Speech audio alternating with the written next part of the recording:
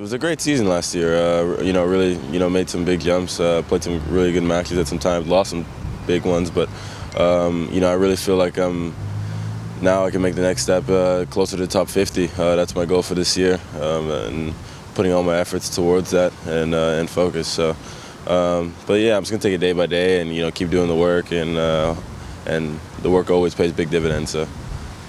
Who's part of your team at the moment? My team is Nicolas Todero, Robbie Ginepri, and my physio Paul Kenny. Those are three people on my team, and Jordi Arcanata, a great friend of mine who travels with me in the summers. So yeah, those are my team. Who's the most fun of those four in the team? Who's the biggest jokester? Definitely Jordi Arcanata. We have a blast together. This summer was unbelievable. He's a couple years older than me, and we play juniors together, and we just talk about old times and just joke all day. So it's really fun to be around him. On something completely different, tell me a little bit about your twin brother Franklin. Franklin, yeah, he's on his way to do some great things. He's about to go to college here in Maryland, a couple hours away from our house. He's really excited about that. He's going to play number one on the team. New atmosphere for him. Finally get his own little independence, be alone, not be at home all the time. So he's going to really enjoy that. I hope he doesn't misbehave too much. I hope he keeps his head down and does what he has to do. But he's really excited and really happy to start the next chapter in his life. So I'm happy for him. Your father is originally from Sierra Leone. What do you know about the country, and have you ever visited there? Both parents actually immigrated from there. So yeah, I was there when I was about 8, 9. Last time I was there. Hopefully I can get over there again. It's a great country, small country, but great country. I have a lot of family and friends there.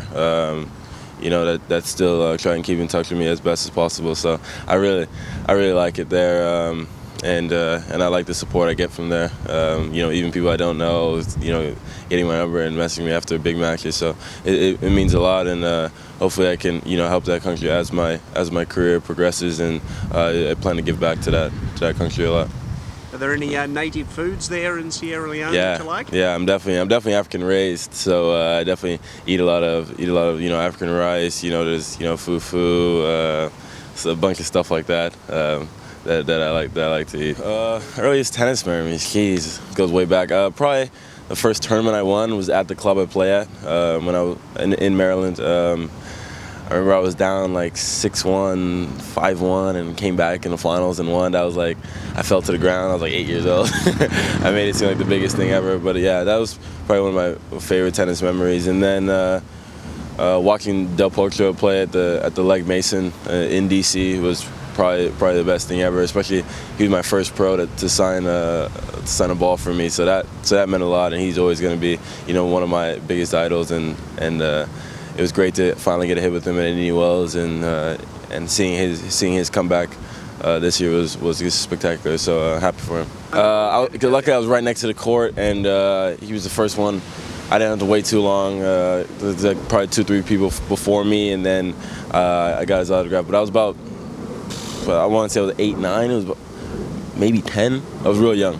And I really looked up to him because he's one of the younger guys, and then a year later he wins the U.S. Open, so that was pretty crazy.